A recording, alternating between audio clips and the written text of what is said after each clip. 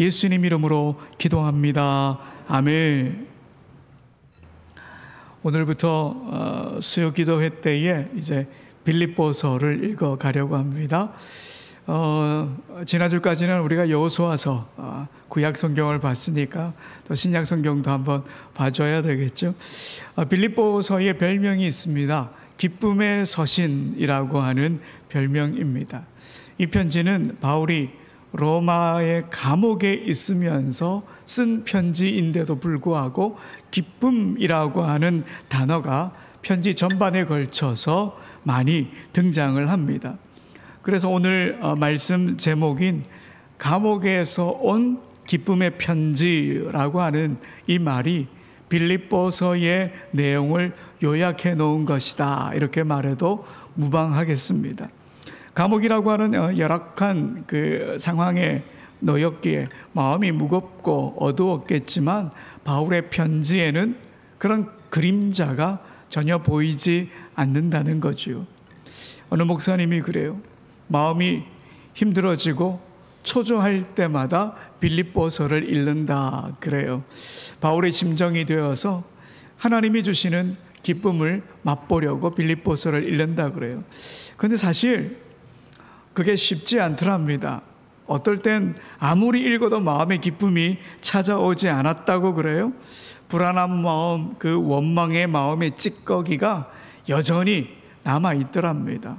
하지만 포기하지 않고 계속 끈질기게 이 빌립보서를 읽어내었다고 하는데요. 그러다 어느 순간 자신의 마음에 있던 불안과 초조, 또 원망과 또 여러 가지 마음들, 그게 사라지는 걸 느꼈다 그래요. 또한 기쁨과 감사의 마음이 생겨나고, 그리고 사실 현실은 달라진 게 없는데 현실을 바라보는 자신의 태도가 달라져 있더라 그래요. 그러면서 비로소 하나님의 마음을 알게 되었다 고백하는 글을 읽었는데요. 어쨌든 우리도 이 빌립보서를 읽으면서 주님이 주시는 기쁨, 그리고 평안, 감사, 이런 것이 가득하기를 소망합니다. 이 빌립보 교회가 세워진 빌립보라고 하는 도시는 알렉산더 대왕의 아버지였던 필립 2세가 이 지역을 점령한 후에 헬라 도시를 건설하면서 도시 이름을, 자기 이름을 따서 그렇게 빌립보라고 지었습니다. 그런데 이 빌립보 교회는 바울이 유럽에 세운 첫 번째 교회입니다.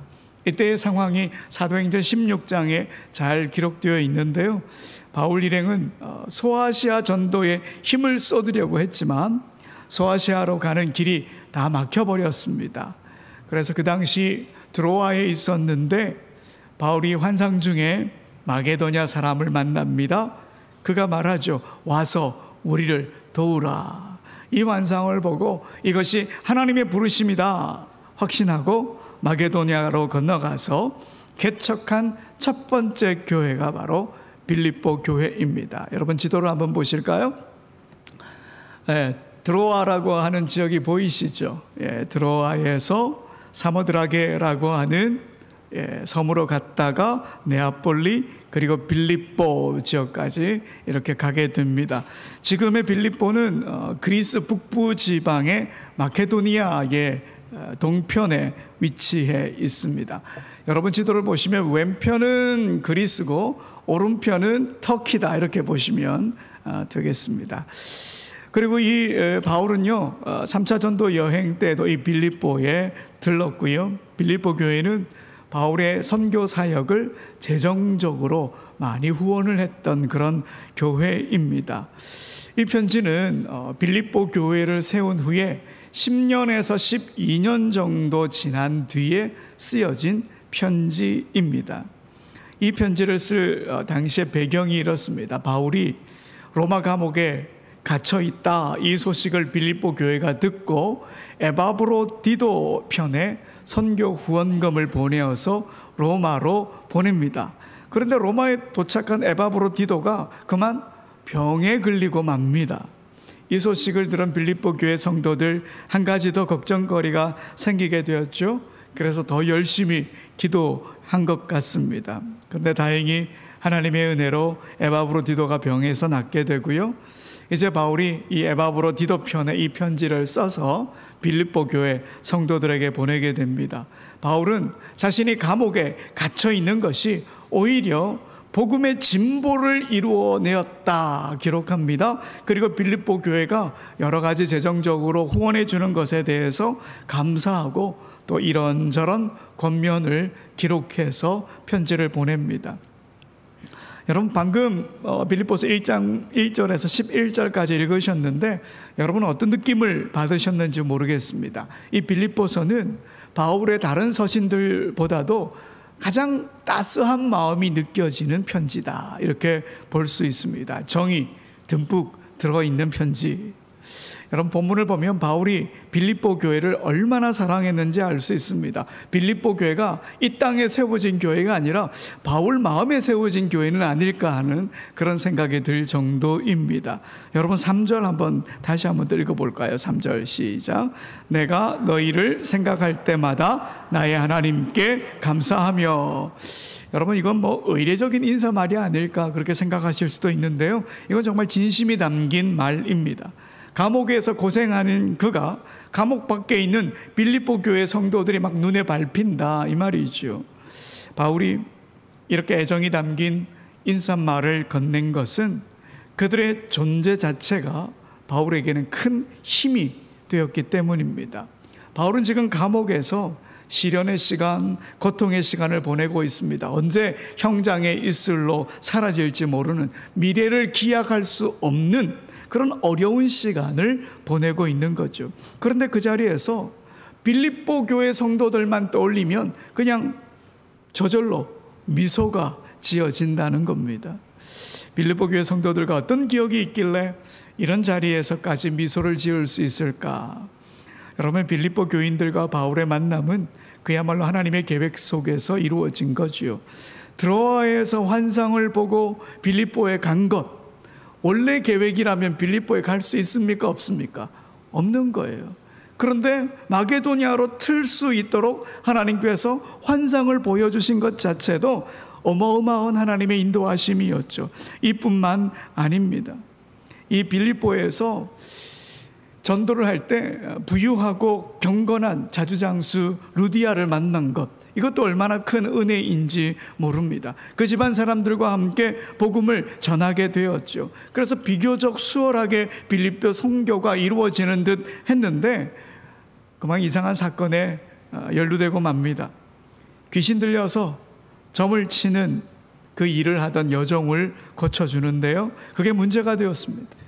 여종에게 귀신을 내쫓아 주었는데 이 여종을 통해서 돈벌이를 하던 주인들이 바울 일행을 관원들에게 고발을 해버립니다.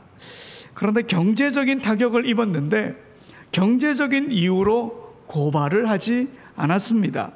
유대인들이 들어와가지고 로마 시민들에게 몹쓸 풍속을 전한다, 도시를 소란하게 만든다, 이런 사람들 그냥 두면 안 된다, 이렇게 고발합니다. 분명 사적인 일로 화가 났는데 공적인 일로 고소를 해버렸다 하는 거죠. 바울과 실라는 붙잡혀서 재판도 받지 않은 상태에서 매를 맞고 감옥에 갇혔습니다. 그 암담한 상황 가운데서도 그들은 밤새껏 하나님을 찬양했습니다. 그런데 한밤중에 지진이 나서 옥터가 흔들렸고 그들에게 채워졌던 수갑과 착고가 저절로 풀렸습니다. 이 상황을 알게 된 간수는 두려움에 떨고 있었죠. 죄수들이 탈출한 줄 알고 말이죠. 그래서 자살을 시도하려고 했습니다. 죄수들을 지키지 못한 자신에게 분명히 벌이 내려질 건데 그 벌을 제대로 감당할 수 없겠다라고 하는 두려운 마음이 들었기 때문이겠죠. 이때 바울과 실라가 모습을 드러내고 그를 말리죠.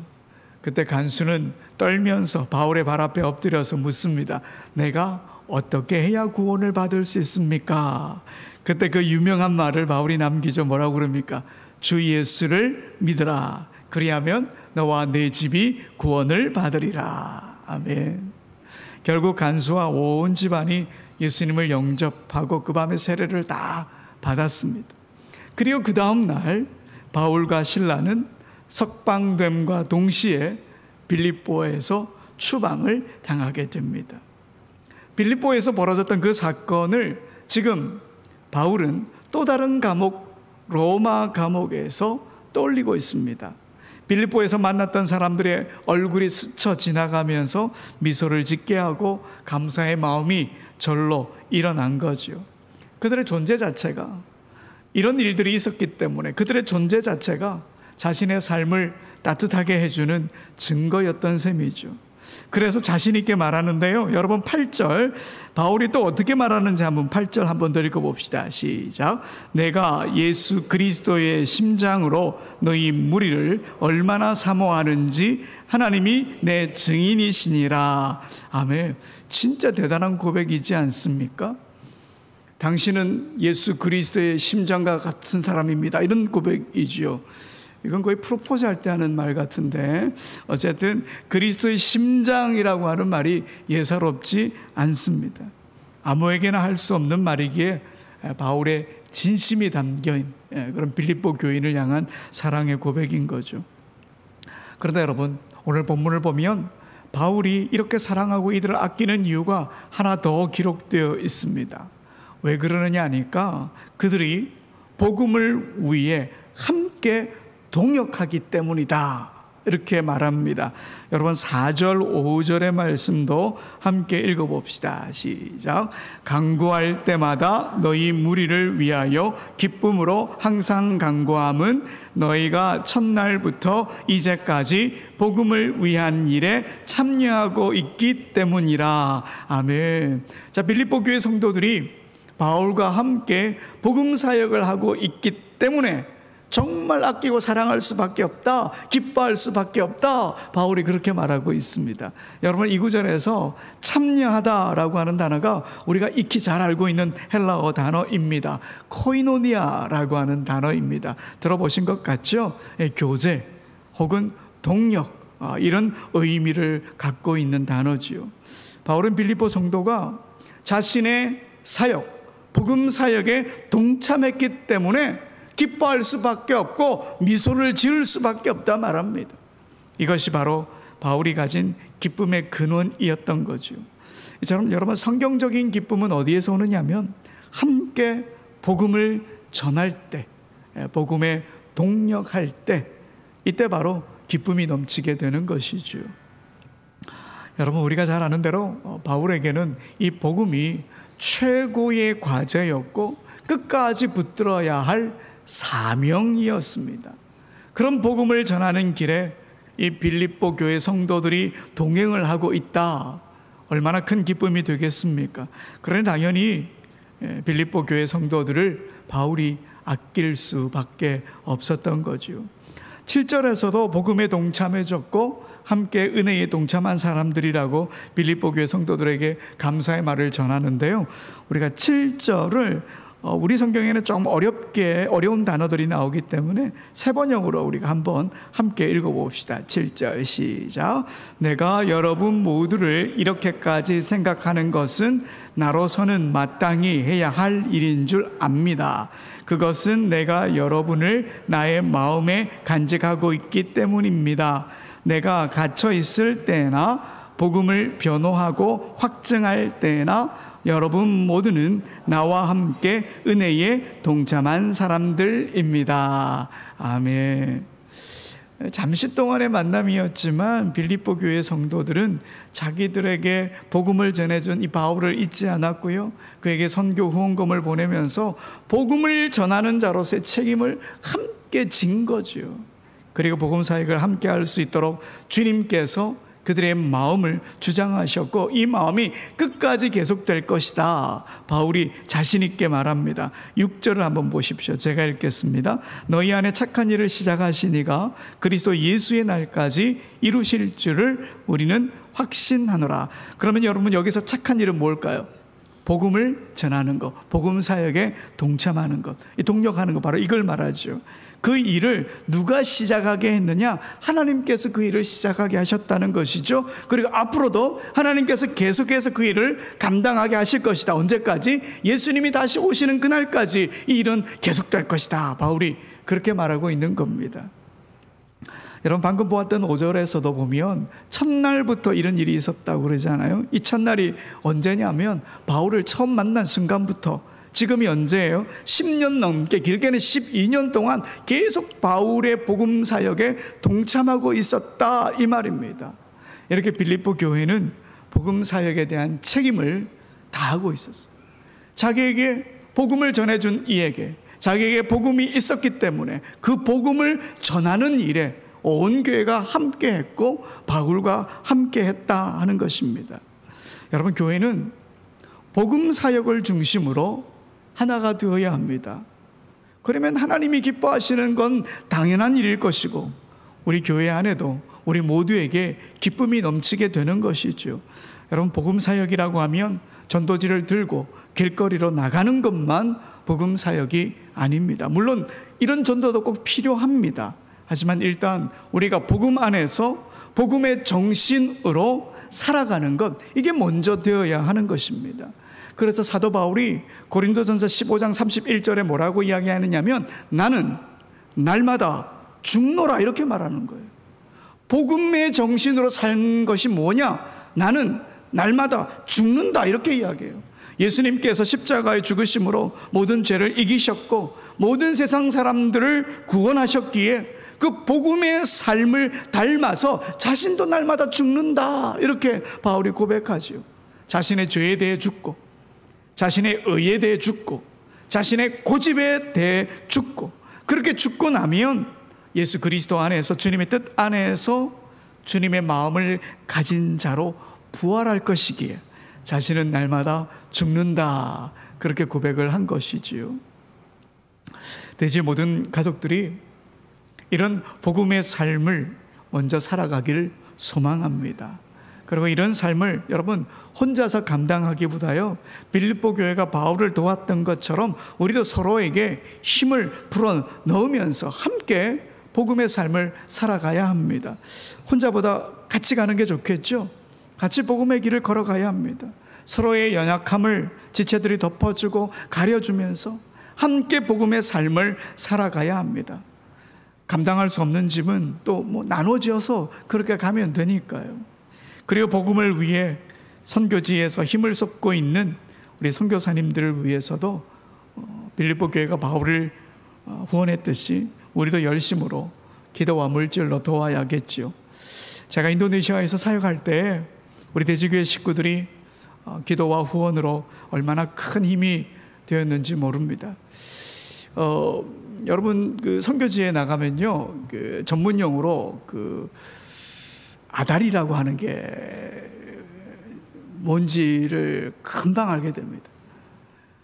딱 재정적으로 떨어질 때쯤 되면 하나님께서 딱 늘 넉넉하게 안 주시고 딱 그때 주신단 말이에요. 그때 딱 대지교회에서 후원을 딱 해주시고 정말 하나님께서 그런 은혜를 베풀어 주시니까요. 우리가 선교사님들을 위해서 기도할 뿐만 아니라 물질로도 후원하는 일에 우리가 열심을 내어야 합니다. 저도 16년간 여러분들께서 비빌 언덕이 되어주셔서 정말 감사합니다. 앞으로도 우리 교회와 동역하는 선교사님들을 우리가 더 열심히 도와야 될 것입니다. 사랑하는 여러분, 우리 대지교회 앞으로도 복음을 위해 우리가 서로 함께 합시다. 복음을 위해 함께 걸어가는 대지 공동체를 통해서 하나님이 기뻐하시고 우리 안에도 기쁨이 넘치리라 믿습니다. 앞으로 우리 대지교회 더 복음으로 하나 되는 멋진 대지교회가 되길 간절히 소원합니다. 우리 함께 찬양합시다. 세상 모든 민족이